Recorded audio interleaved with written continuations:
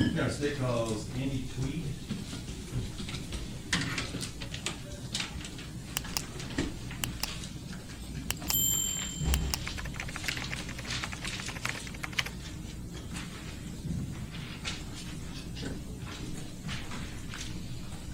Mr. Tweed, come forward and watch your step.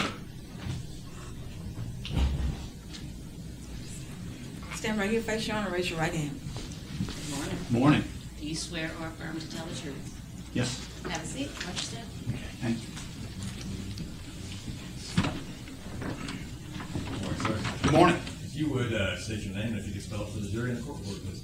Andy Tweed, ANDYTWEED. And where do you work? I just retired from the Tennessee Wildlife Resources Agency. You're making us all jealous.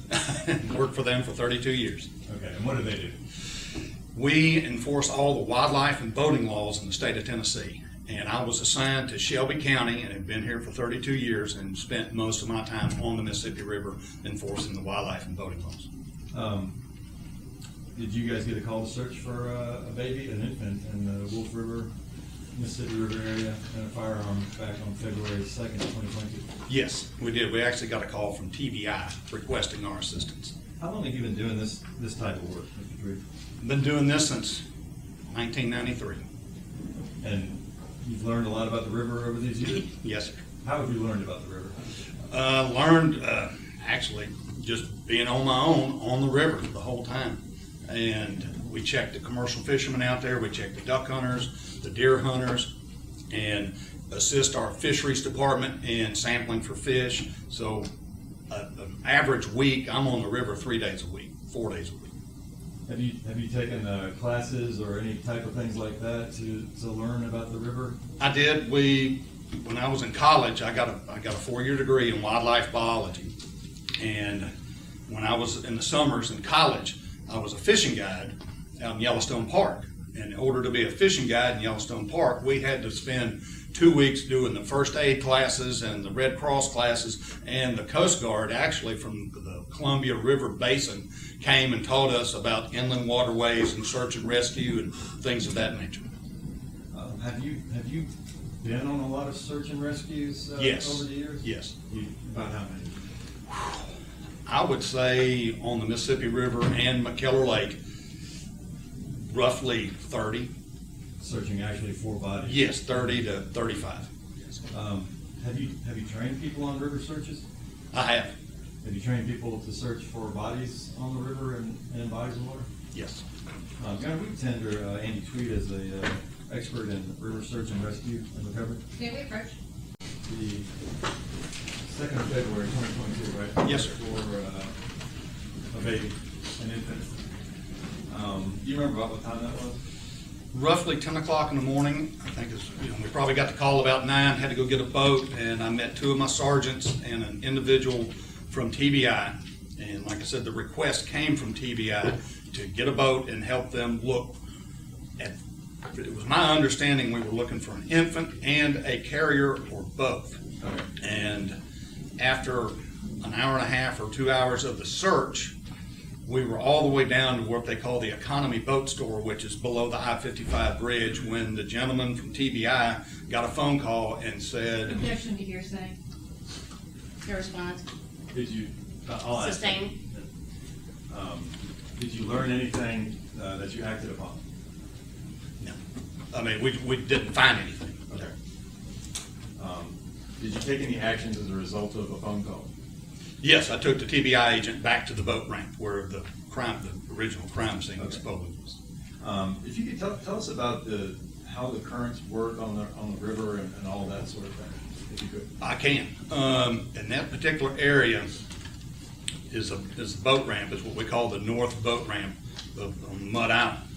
And on the north side of the boat ramp, the Wolf River dumps into the Mississippi River. If you'll go north of that, up the Mississippi River about 600 yards, you have a place called the Lucy Woodstock Terminal. And from that point up to about Jimmy T. Woods, the river is about a 3 or 4 mile stretch that the currents flow directly into that. If I can interrupt you, this might help you. Yeah, absolutely, be great. If I can fast forward this the, Yeah. It's the what? I'm sorry, it's, the defense has it, it's a, he'll tell us what it is. Randy. Okay, this is a flash drive, and it's a picture of the Mississippi River. Thank you. This is actually a video.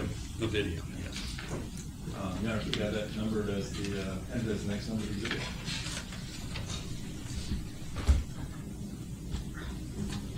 And this envelope is labeled This River would be- Video. Is it 101? What's the initial? Exhibit 101? Yes, ma'am.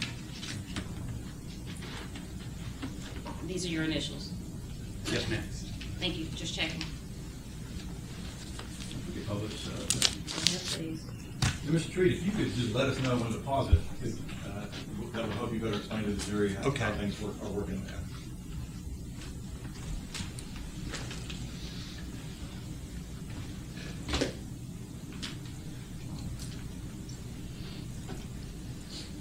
All right, you can pause it right there. Okay.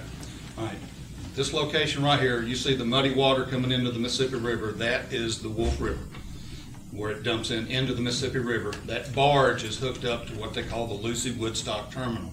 Just upstream from that is where the majority of the current comes in, and it goes underneath that barge, it goes right down the Mud Island revetment area right there.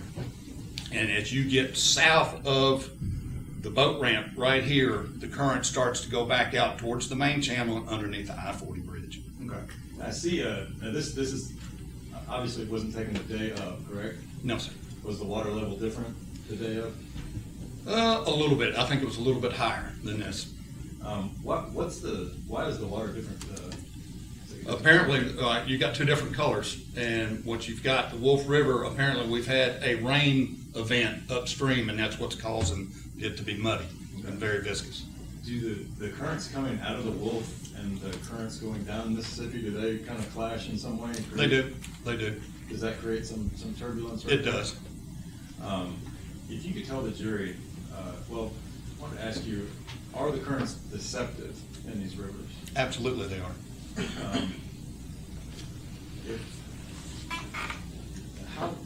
I don't know if you know this, but do you know what the water volume is running down the Mississippi or down the Wolf River? I don't. Object his qualifications on testing to something that requires scientific information. I was just asking if you knew. Didn't he never answer the Asked if he knew. If he doesn't know, I will allow him to answer overruled. If you don't know, you don't. No, not offhand. That's fine. Now, you indicated that there are sandbars and things like that. Yes. In the river. Can you tell us a little bit about the sandbars and the currents and how that works? All right, the river is constantly changing. Every day it is changing.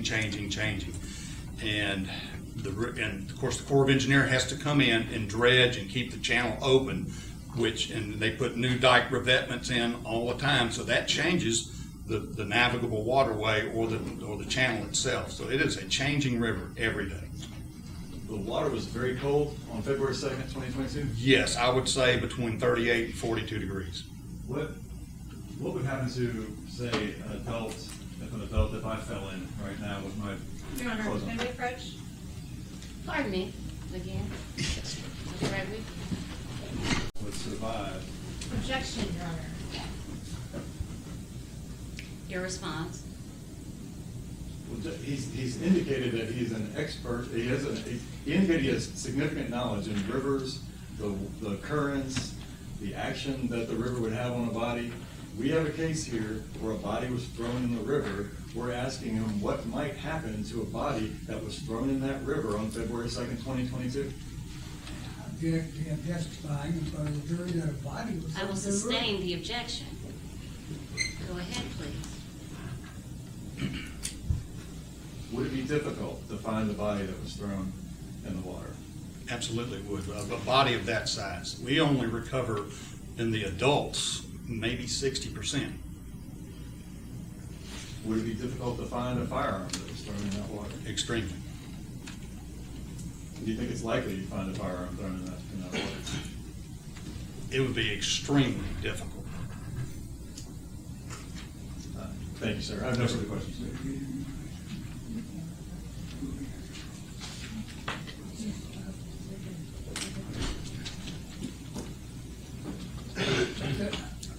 me address you, wildlife officer, is it Officer Tweed? Yes, sir. We appreciate the good work you guys do. Thank you, sir. But on February the 2nd, 2022, you didn't know whether a body had been thrown in that river or not, did you? I did not, no, sir. And you didn't know if a crime then had been committed at that spot. No, sir. Why did you call the crime scene then to the jury? When we got there, it was already a crime scene. Because police were there. Yeah, the police were there and they had the ambulance and the fire truck and all that. I see. And did you find anything? No, sir. And you searched in the water? We searched the bank. We were looking, as I told you earlier, we were looking for either a body or a carrier, you know, the little baby carrier. And I went to every known location where you have a little bit of an eddy water where that would have washed up. So you had a crime scene with no evidence Yes, sir. of a crime? Yes, sir. All right, thank you. Any redirect? Yes, ma'am. You weren't out there on a ski trip, were you? No, sir. You got information there was a body in the river. That's why you were out That's there, the, correct? absolutely, that's the information that I got, and that's what we were looking for, but no, sir, we did not find anything. Nothing further there. So you had no evidence? Found no evidence? I found no evidence, no, sir. Thank you. You may sit down, and We- congratulations on your retirement. Thank you very much.